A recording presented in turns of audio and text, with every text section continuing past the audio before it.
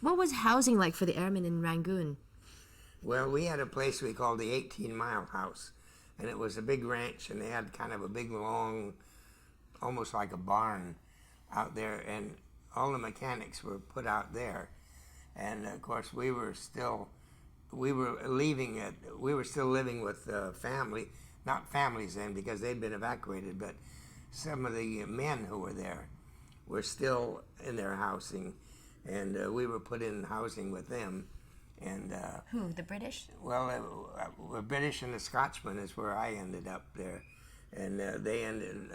My friend Mickelson and I lived with the Scotchmen, and Boynton and Rosbert lived with the Britisher, and we ate everything with them. But then, see, when they had to be evacuated, now these people who were a little bit anti-British, especially because they were a colony, they were starting to get active, and they were shooting holes in the water tank. Well, if you haven't got any water, you can't run a house. You can't cook, you can't bathe, you can't flush a toilet, so nothing works.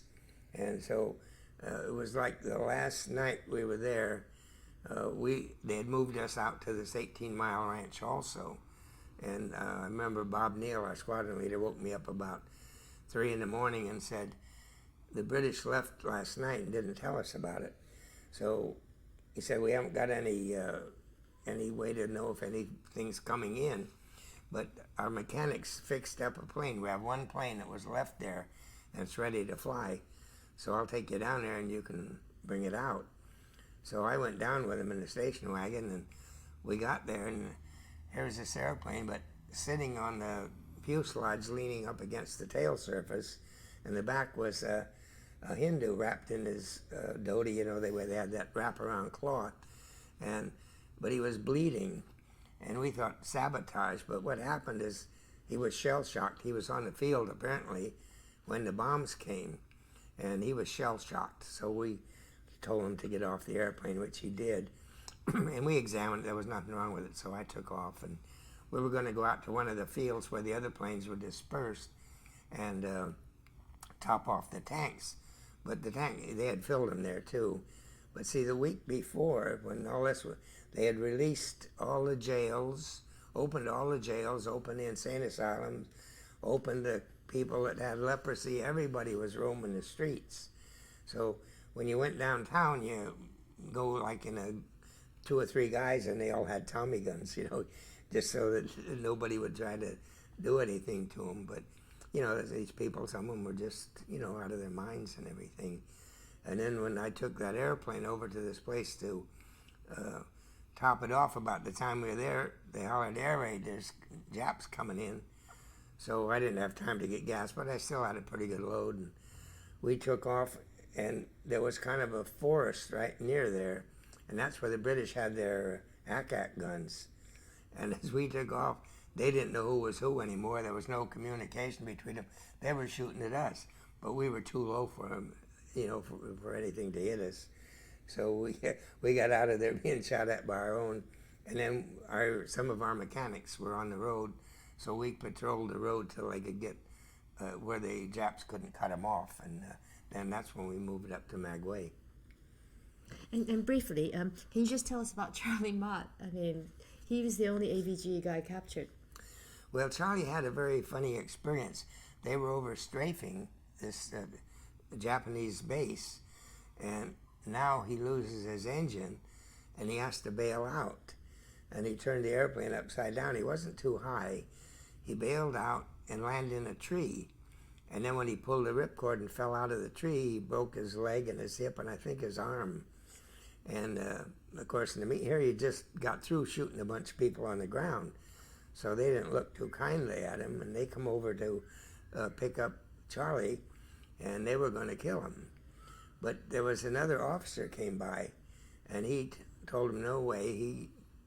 He got in here as a warrior, we'll treat him as a warrior. And this guy turned out to be a graduate of UCLA.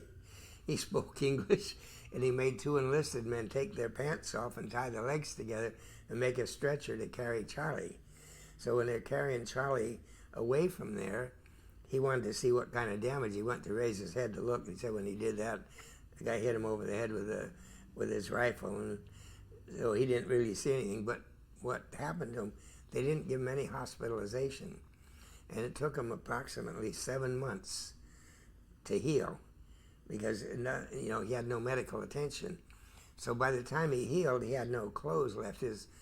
All his clothes had rotted away, and his shoes were gone, and so they had to give him new clothes. Now when they turned him loose in the camp, most of the people in the camp were British. Only a few Americans were in it. And they didn't receive him right. They thought, here's a guy coming in there with new clothes and shoes. He's got to be a spy. And it took him quite a while before they accepted him. But then he got what you might say a cush job.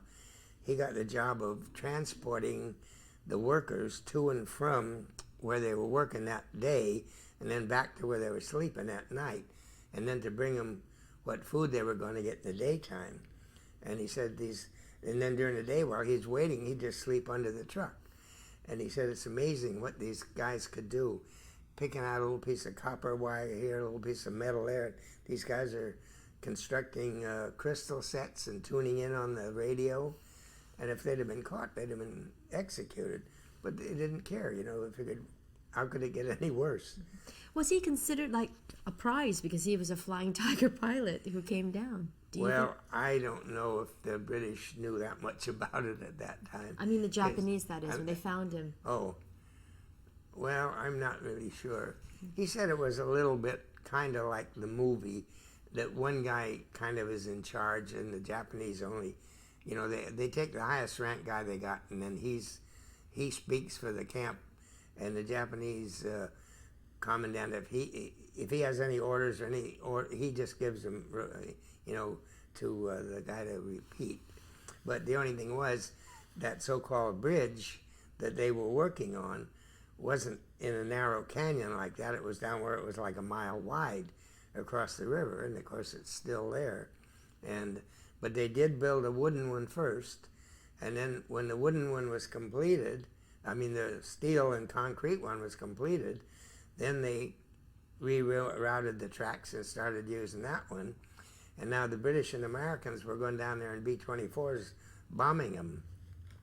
Well, they got down, they knocked out the two center spans, and you can still see the shrapnel place where they hit the concrete, but they took chips out maybe 6 inches long or an inch deep or something like that. And they thought, well, that's it, there'll be no more traffic. But according to Charlie, it didn't even slow them down. They brought the stuff up there in a train, carried it across to the train from the other side and ran it where they were. They didn't bother to go and knock out the railroad up above or below, and so they never really slowed them down. In the meantime, they sent down to Indonesia and had 2 new spans made, so the center spans are flat, whereas all the rest of them are curved spans. So you got these 2 flat spans that we went out there and visited a few years ago, and Charlie was pointing out where everything was and where they moved it and where the wooden structure used to be. And didn't Charlie become quite an expert in playing Japanese chess? Go. It's a funny story about that. I guess he was a little bit of a chess expert anyway at the time compared to the average person. Charlie's a very intellectual person. And so it was... Can you just tell us about what you were saying, like, the officers, they lost face? Can you tell us about that when they were playing against Well, that's right. Yeah, they didn't want... Charlie was playing chess with them for cigarettes.